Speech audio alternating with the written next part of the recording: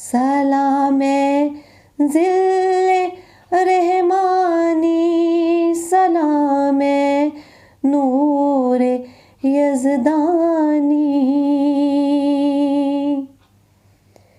تیرا نقش قدم ہے زندگی کی لوح پیشانی۔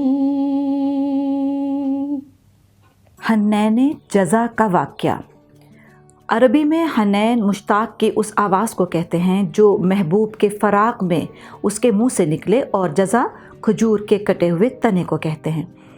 رسول اکرم صلی اللہ علیہ وسلم مدینہ میں جمعہ کے روز کھجور کے خشک درخت سے ٹیک لگا کر خطاب فرماتے تھے۔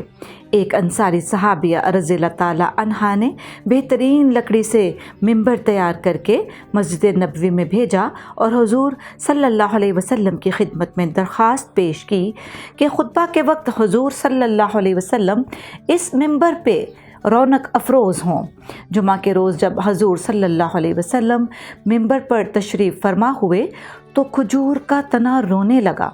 اس کا رونا ایسا دردناک تھا جیسے اونٹنی اپنے بچے سے بچھڑ کر بلکتی ہے، کوئی بچہ اپنی ماں سے جدا ہو کر روتا ہے۔ اس کی فریاد اتنی غمناک تھی کہ لگتا تھا شدت غم سے ٹکڑے ٹکڑے ہو جائے گا۔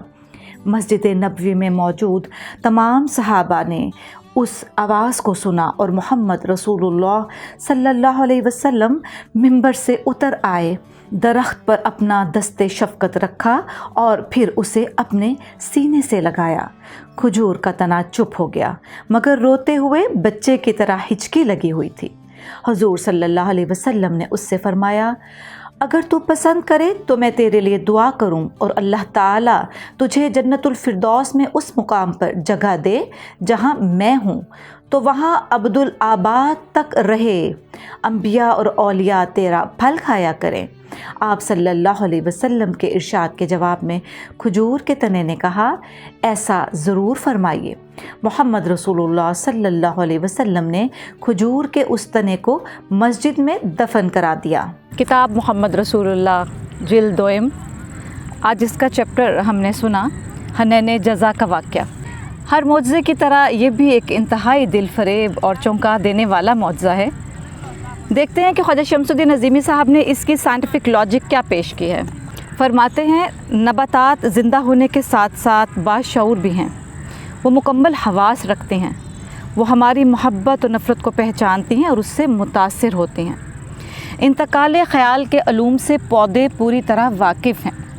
پودے دیکھتے ہیں، بولتے ہیں، سوچتے ہیں، یاد رکھتے ہیں اور ہمارے مخفی خیالات پڑھ لیتے ہیں۔ سائنسی تجربات نے یہ ثابت کیا ہے کہ پودے شعور رکھتے ہیں اور اپنے احساسات کا اظہار کرتے ہیں۔ درخت اور پودے پاک طینت لوگوں کی قربت سے خوش ہوتے ہیں۔ پیچیدہ اور منفی خیالات رکھنے والے افراد کی قربت انہیں ناگوار گزرتی ہے۔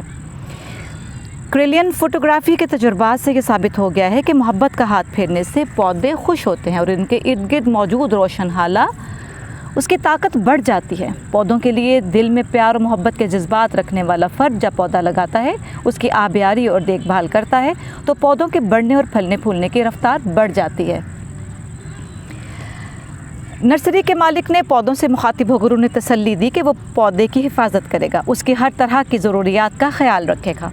پودے کو اب کانٹے اگانے کی ضرورت نہیں۔ طویل عرصے تک وہ پودے کو یقین دلاتا رہا، وہ پودے سے محبت بھرے انداز میں بات کرتا تھا، اس کی آبیاری اور صفائی وغیرہ کا خیال رکھتا تھا۔ جب پودے کو یقین اور اطمینان ہو گیا تو بغیر کانٹوں والی نئی قسم پیدا ہو گئی۔ کینیڈا کے سائنسدانوں نے آٹوا یونیورسٹی میں تجربات کیے کہ اگر گندم کے بیجوں کو 5000 ہرٹز کی آواز سنائی جائے تو وہ بہت جلد اگتے ہیں۔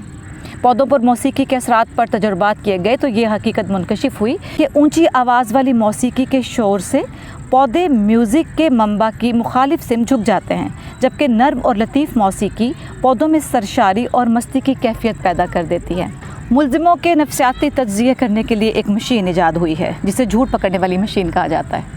یہ مشین جھوٹ یا سچ بولنے کی صورت میں جسم میں ہونے والی تبدیلیوں مثلاً خون کے دباؤ، تنفس کی رفتار، نسوں اور پٹھوں کے کھینچاؤ، تناؤ اور جلد پر دوڑنے والی خفیف کرنٹ میں ہونے والی تبدیلی کو ظاہر کرتی ہے۔ ایک محقق نے پودے کے اندر ہونے والی تبدیلیوں کو ریکارڈ کرنے کے لیے یہ مشین استعمال کی. اس نے مشین کی تاریں پودے سے جوڑ دیں اور تبدیلیوں کے اتار چڑھاؤ کے اثرات پولی گراف مشین پر گراف کی صورت میں حاصل کیے. پودے کو پانی دیا گیا. گراف پر پودے کے احساسات پرسکون لکیروں کی صورت میں ظاہر ہوئے. محقق کے ذہن میں آیا کہ پتے کو جلانا چاہیے. خیال پودے پر منکشف ہوا اور پودے نے خوف کا اظہار کیا. پولی گراف کا پین یکدم گراف کی بلندی پر پہنچ گیا، لیکن جب اس نے جھوٹ ووٹ ماچس جلائی تو پودے نے کسی رد عمل کا اظہار نہیں کیا. اس محقق کا پودوں سے لگاؤ اور تعلق اس قدر تھا کہ ایک مرتبہ اس کی انگلی زخمی ہوئی. زخم کی تکلیف اور درد کو پودے نے محسوس کیا اور گراف پر اپنا رد عمل ظاہر کیا. پریزیڈنسی کالج کلکتہ میں فزکس کے پروفیسر ریڈیو ریسرچ کے ماہر تھے. دھات یعنی مادہ کی سخت ترین قسم اور گوشت کے پٹھوں یعنی مادہ کی نرم قسم کے تناؤ پر تحقیق کرنے کے دوران انہیں پودوں کے ٹیشوز پر تحقیق کرنے کا خیال آیا. تحقیق سے انہوں نے ثابت کیا کہ پودے کے ٹیشوز پر بھی تناؤ کھنچاؤ کے اثرات مرتب ہوتے ہیں. کلوروفارم سونگھنے سے بے ہوش ہو جاتے ہیں اور تازہ ہوا انہیں ہوش میں لے آتی ہے. پودے چھیڑ چھاڑ سے تھکن محسوس کرتے ہیں. قازقستان یونیورسٹی کے سائنسدانوں نے جب دھاتوں کی تلاش کے لیے پودوں سے تعاون چاہا تو انہیں ہدایت کی کہ مٹی میں کوئی دھات موجود ہو تو وہ بجلی کی طرح جھٹکا دیں. کہ تجربہ کامیاب رہا. پودوں پر ریسرچ کرنے والے ایک ماہر نے تجربات سے ثابت کیا کہ انسان اور نباتات کے اطلاعاتی نظاموں کے درمیان تعلق ہے. اطلاعاتی نظام بظاہر ایک دوسرے سے مختلف ہیں لیکن ایک دوسرے کو سمجھتے ہیں. قرآن میں اس کے متعلق آیا ہے، کیا تو نے نہیں دیکھا کہ آسمانوں اور زمین میں ہر مخلوق اللہ کی تسبیح کرتی ہے اور اڑتے ہوئے پرندے اور ہر ایک کو اپنی اپنی نماز اور تسبیح معلوم ہے اور اللہ کو ان سب کے اعمال کا پورا علم ہے. یہ سورہ النور میں آیا ہے.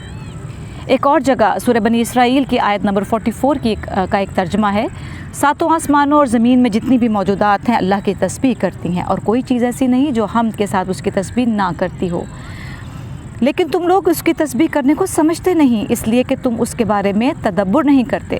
تحقیق وہ ہے تحمل والا، بخشنے والا. سورہ الحدید میں ایک ترجمہ ہے، جو کچھ آسمانوں اور زمین میں ہے سب اللہ کی تسبیح کرتے ہیں. اس کی حکمت ہر چیز پر غالب ہے. آسمان اور زمین اس کی ملکیت ہیں. حیات و ممات اور ہر چیز پر قادر ہے. وہی ابتدا ہے، وہی انتہا ہے، وہی ظاہر ہے، وہی باطن ہے. وہ ہر چیز کے بارے میں سب کچھ جانتا ہے.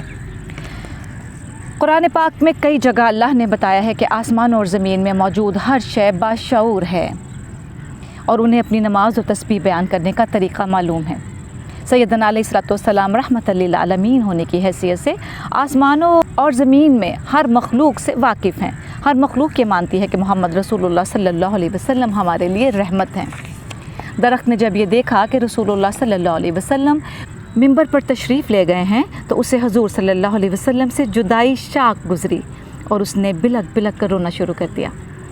رحمت للعالمین صلی اللہ علیہ وسلم کا دریائے رحمت جوش میں آ گیا اور آپ صلی اللہ علیہ وسلم نے لکڑی کے تنے پر دستِ شفقت پھیرا اور اس سے فرمایا، اگر تو چاہے تو میں تیرے لیے دعا کروں اور اللہ تعالیٰ تجھے جنت الفردوس میں اس مقام پر جگہ دے جہاں میں ہوں، تو وہاں عبدالآباد تک رہے، انبیاء اور اولیاء تیرا پھل کھایا کریں. باشعور درخت کا تنا حضور صلی اللہ علیہ وسلم کی عنایت پر چپ ہو گیا. اس معجزے سے منکشف ہوتا ہے کہ ہر درخت بولتا ہے، سنتا ہے، اس کے اندر قربت اور دوری کا احساس ہے. انسانوں کی طرح درخت خوش ہوتا ہے اور روتا ہے اور دعا کی درخواست بھی کرتا ہے.